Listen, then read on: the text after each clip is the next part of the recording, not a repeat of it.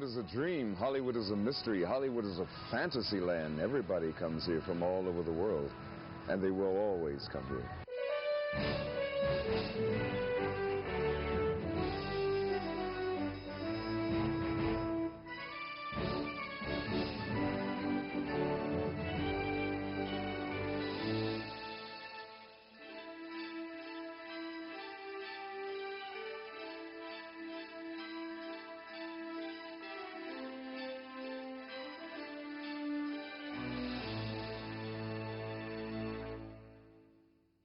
This, of course, is the famous Hollywood sign. It's about the most famous symbol of Hollywood. It's known around the world. It was built in the 1920s. The housing development below it was called Hollywood Land, and they put the sign up as a real estate gimmick to attract buyers. Originally, the sign had 4 more letters. It said Hollywood Land, but the last 4 letters were removed in about the 1940s. There's no way to get right up to the sign without permission. It's all blocked off. People over the years have tried to put things on the sign for advertising, and so they restrict access. Also, in the 1930s, there was a young actress named Peg Entwistle who came to Hollywood to find work, but she was unsuccessful, and in despair, she climbed to the top of the H and jumped to her death. So that, combined with people trying to deface the sign, have caused them to block it off. But it is, of course, the most famous symbol.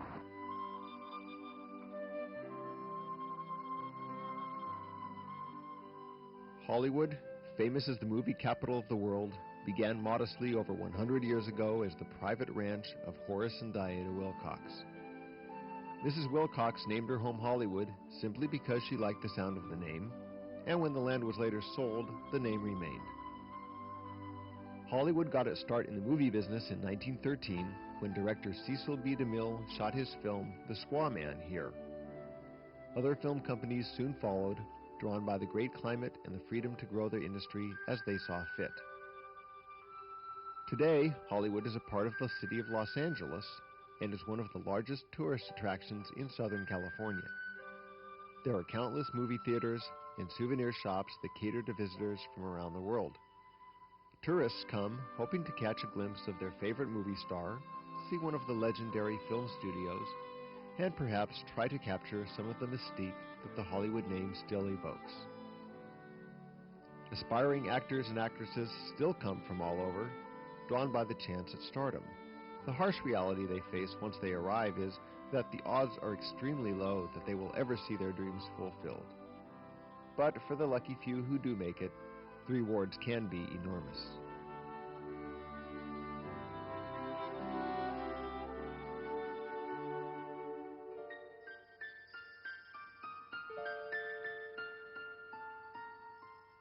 The Chinese Theater on Hollywood Boulevard is the most famous of the theaters from Hollywood's golden age.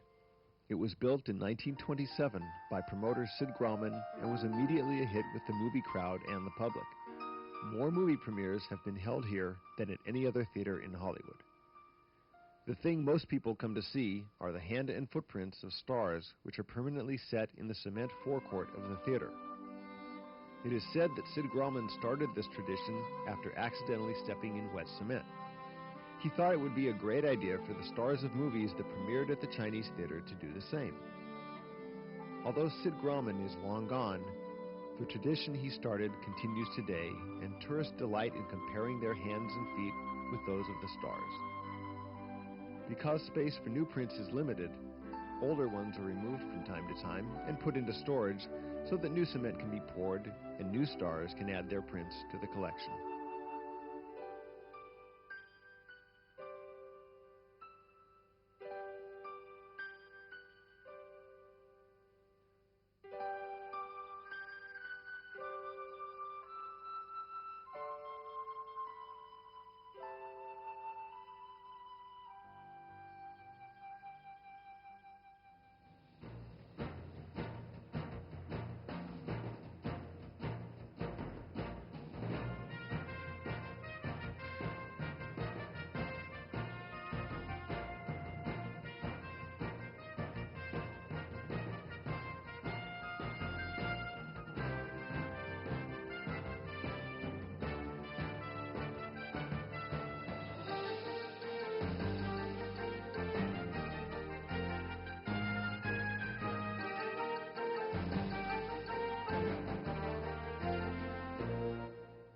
sad thing about Hollywood is a lot of people come here to try and make it, and they have a high expectations of what they want. I think that it's all in that person. If you're aggressive and you get what you want, you will get what you want. But you need to have that aggressiveness, otherwise it won't happen for you. Got to be strong.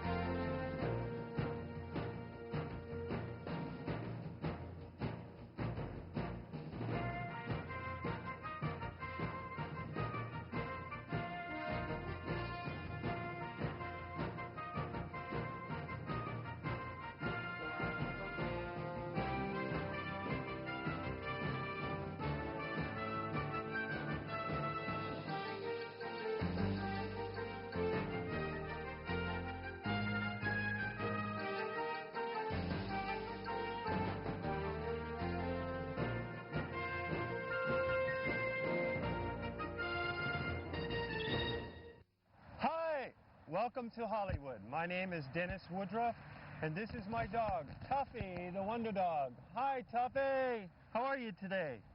We're here in Hollywood, and a lot of people around the world want to know what it's like to be an actor in Hollywood and pursue your dream.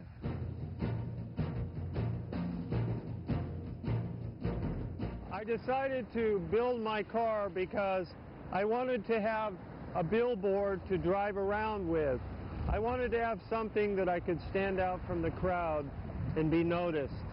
And I thought it would be very interesting to have something that was colorful and very artistic. So I created this car. As this is my 10th car, I have 3 now, to drive around and to become a part of the Hollywood history, to entertain people and get my big break in Hollywood at the same time.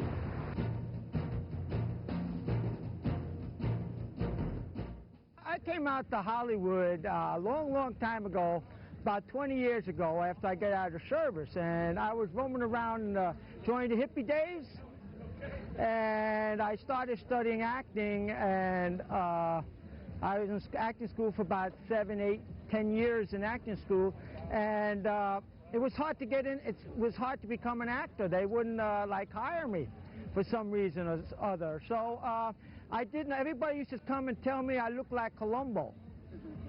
And when I was up on stage, they'd run up and say, "Hey, you look like Columbo." I said, "Columbo, huh?" So because of them telling me I kept looking like Columbo, well, I started putting the gig together as Columbo. You see, and this is what I got. You see, at least I'm acting, and I could do it on my own, see. I'm waiting for somebody to give me the part, and they don't give me a part. I don't understand why, because I'm a hell of an actor. I could be dramatic, I could be comedic, you know, but I haven't received the opportunity, and I've been in this town for like 20 years. You know, my pictures, they go into the studios, there's a line of pictures this high. There's about 100,000 people out of work, and 10% of those people work. So I figured I'd take it out on the road my own self.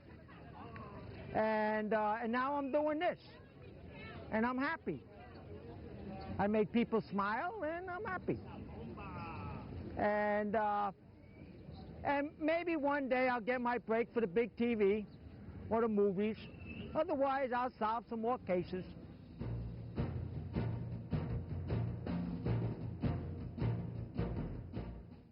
I am a pantomime artist, a student of Marcel Marceau.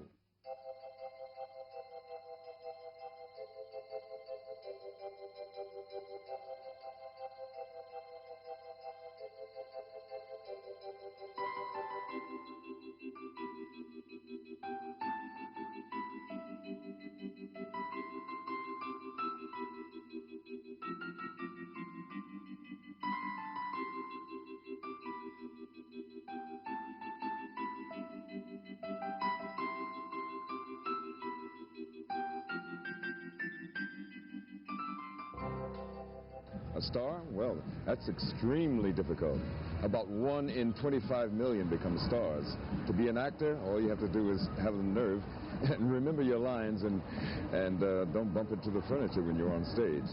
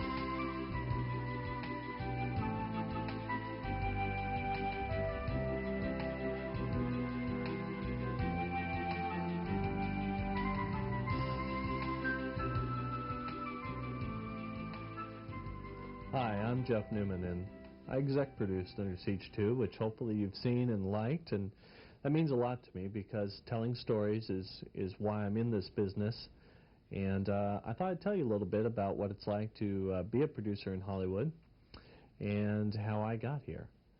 I started off with a drive, desire, whatever to tell stories as a child, and many would argue I've never grown up. Fortunately, I'm now getting paid to tell stories, and with any luck, you're enjoying them.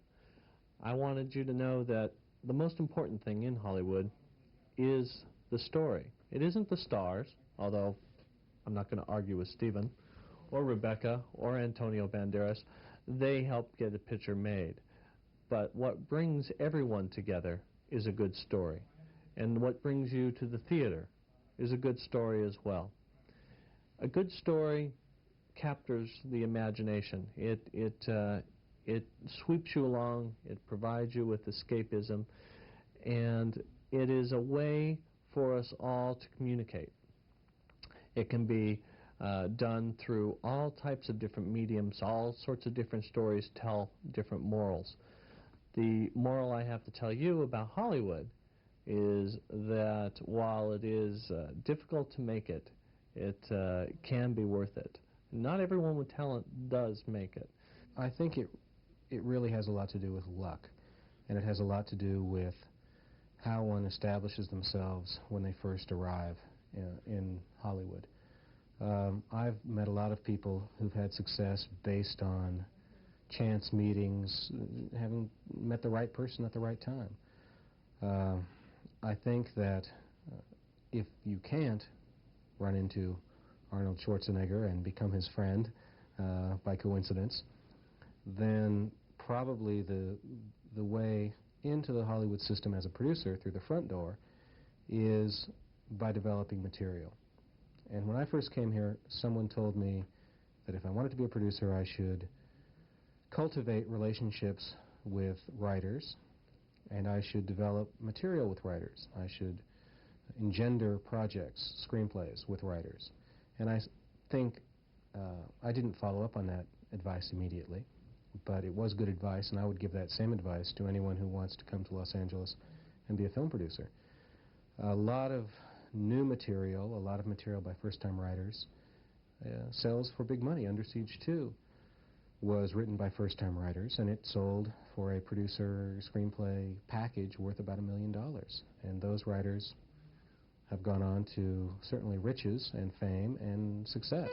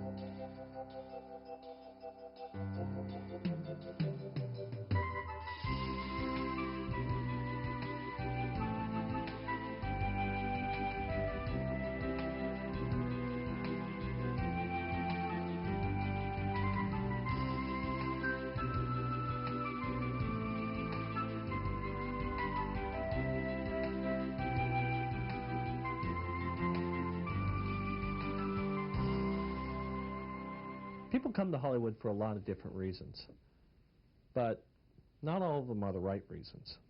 The reason you should come to Hollywood, if you want to, is because you need to, not to be famous. You have a need to tell a story, to communicate with the world. You need to have a larger format in which to tell your stories. That's what Hollywood provides you. It provides you a worldwide audience. And with any luck, you can make it. But the important thing to remember is you're here to create, God willing, art and good stories and entertainment. And if you have that need, if you have that desire, then Hollywood needs more like you. Also helps if you're a little bit lucky. There's no secret. In order to be successful, you need a lot of luck, but you need to be prepared. You need to have your classes intact. You need to keep yourself physically and mentally alert. And you need to find people such as myself, managers, agents, who can help you get the opportunities. But it is a lot of luck. But of course, you know, you must be prepared for luck. And I think there's no special way. You just have to really accept the fact that it's going to be a lot of work. You're going to hear lots and lots of no's, more negatives than positive, and you have to keep your energy inside positive so that you can have yourself prepared for all the negativity that comes your way. Well, I mean, I don't know what word makes it mean. The idea is only you know when it's time to give up. So you really never fail. You can try something that doesn't work out, but only you know when it's time to quit. I don't think it's Hollywood's fault. We control our destiny.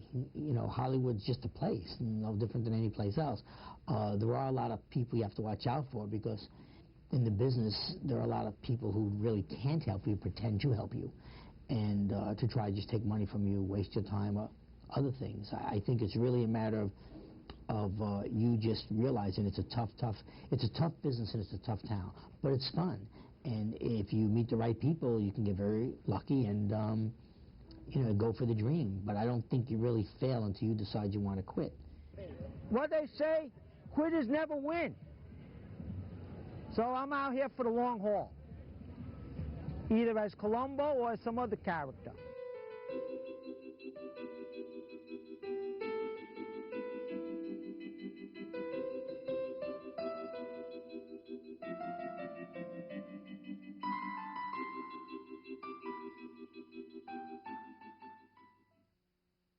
We're here at Hollywood Memorial Park Cemetery, right in the heart of Hollywood. This is one cemetery that's more European in look, a lot of mausoleums and above-ground monuments. This is the last final resting place of many famous stars. Rudolph Valentino, Douglas Fairbanks Jr. is here, Tyrone Power, Cecil B. DeMille, an early director. Also, many Los Angeles luminaries are here as well, people who built the city of Los Angeles.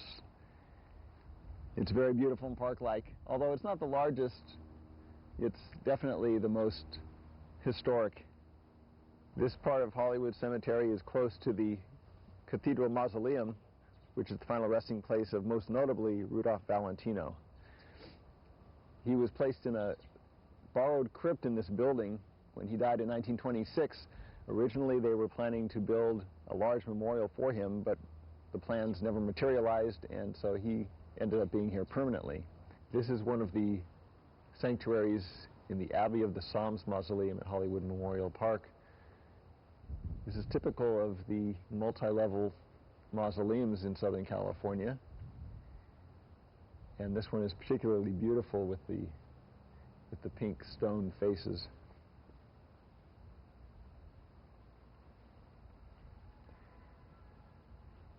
Abbey of the Psalms has many notables as well.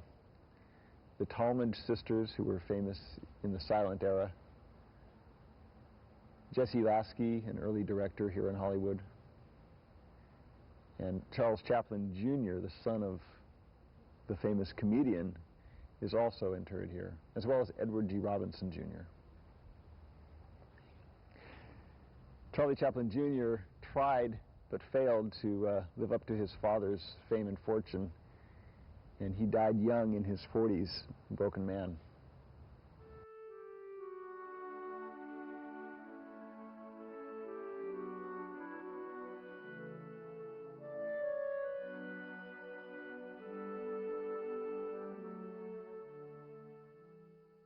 This is the Douglas Fairbanks Memorial, very impressive memorial.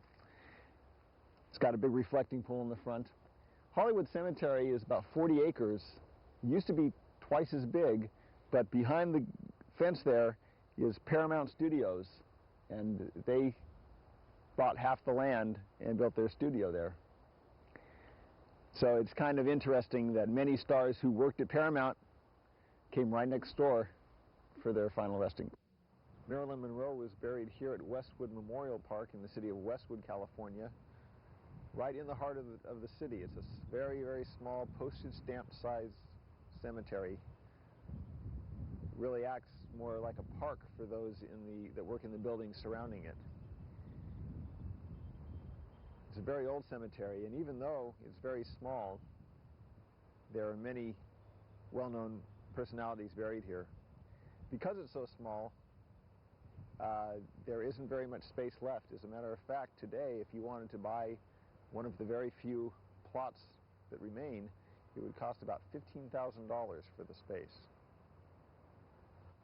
This is the final resting place of Marilyn Monroe, one of the most famous actresses of the 50s.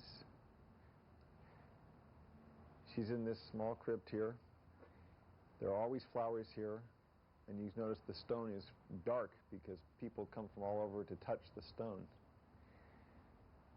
Her ex-husband, Joe DiMaggio, put fresh roses on her grave every week for 20 years, from 1962 to 1982. And when he stopped, others took up the cause, so there are always flowers here. This is the grave of Burt Lancaster, who died in 1994. His ashes were buried here. Very small marker, but many people visit and leave plants in remembrance. Heather O'Rourke was a young actress who starred in the Poltergeist movies. She was the little blonde girl who sat in front of the TV and said, "They're here." Poor Heather was only 12 years old when she died. They found an obstruction in her intestine, which they couldn't catch, and she died on the operating table. Some people said that her death was associated with the supernatural character of her movies, but actually it was something quite normal that couldn't be helped. We're here at Holy Cross Cemetery in Culver City. There are many personalities laid to rest here as well. In this one area, we have everyone from Sharon Tate to Bela Lugosi, the first movie Dracula,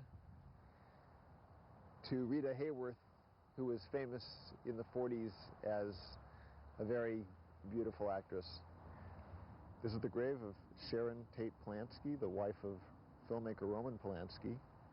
Sharon was murdered along with 5 of her friends in 1969. She was 8 months pregnant, and their baby, Paul Richard Polanski, is here as well. This is at the Catholic Holy Cross Cemetery in Culver City, California.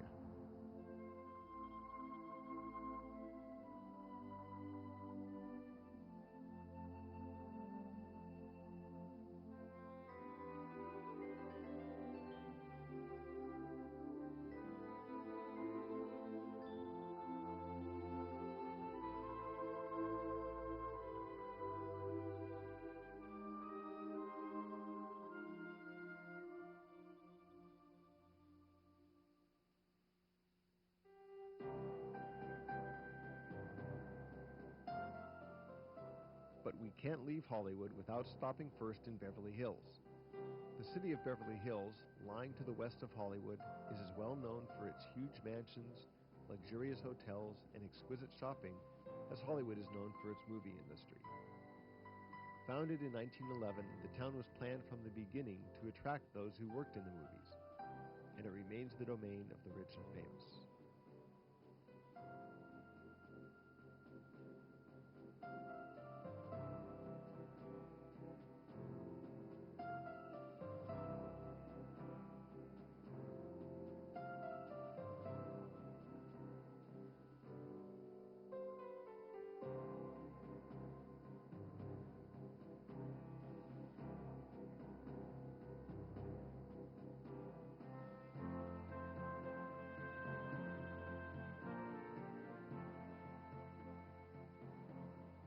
All of the world's most prestigious stores have opened branches in Beverly Hills, and the crown jewel of the shopping district is Rodeo Drive.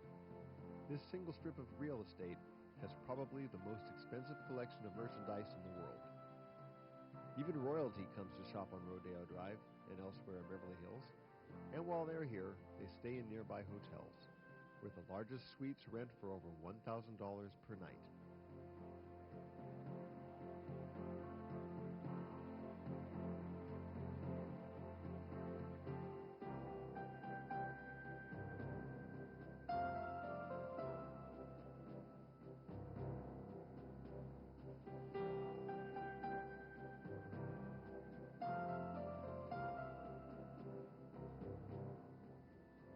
The shopping district is a great place to be seen and to watch people go by. And the restaurants in the area are favored by Hollywood executives who can often be spotted at a secluded table making the latest movie deal. On the streets, every type of luxury car is on display, and society's upper elite rubs elbows on the sidewalks with camera-toting tourists who usually spend more than they can afford just so they can say they've shopped in Beverly Hills.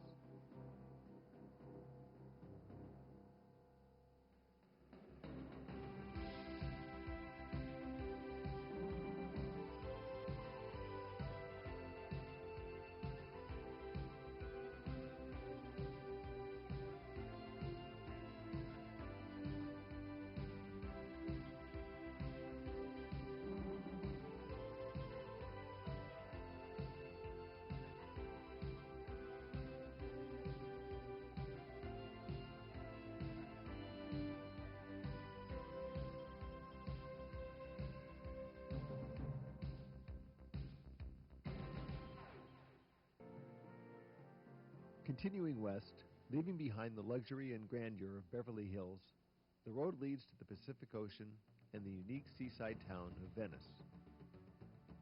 Venice, California was the creation of a man named Abbot Kinney, who dreamed of turning 160 acres of marshy land, which reminded him of Venice, Italy, into the Venice of America. Beginning in 1904, he built 16 miles of canals and Italianate architecture and imported gondolas and singing gondoliers. But unlike Italy's Venice, Kinney created the world's largest amusement park along the beach, and the crowds came in record numbers. There is a large artistic community living here, which had its beginnings in the 50s and 60s. Among the many well-known artists who made Venice their home were the musical group The Doors, who lived here at the beginning of their career. The tone is distinctly bohemian, and it is easy to feel as if time stopped here in the 1960s. And that free-spirited feeling is evident when you watch the performers do their thing without caring what others may think. Today, most of the canals have been filled in, and the gondolas are gone. But the waterfront still plays host to a carnival atmosphere where people of every description come to play.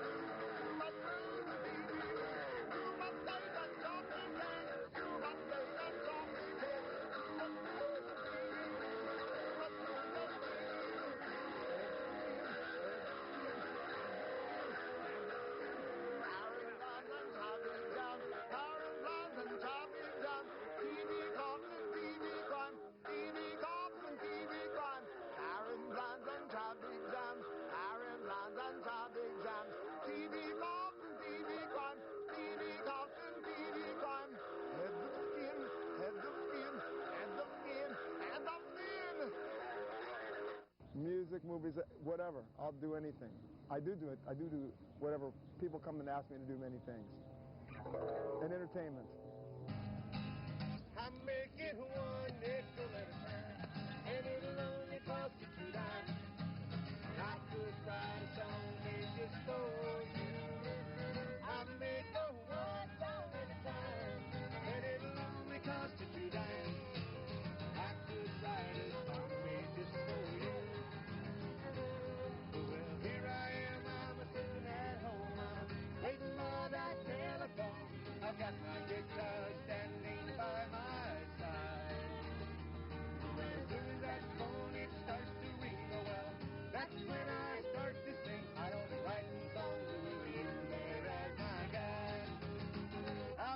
it one nickel at a time, and it'll only cost you 2 dimes.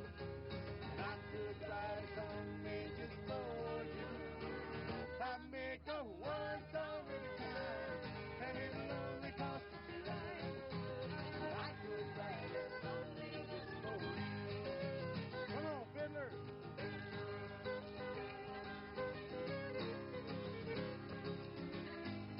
Come on, y'all.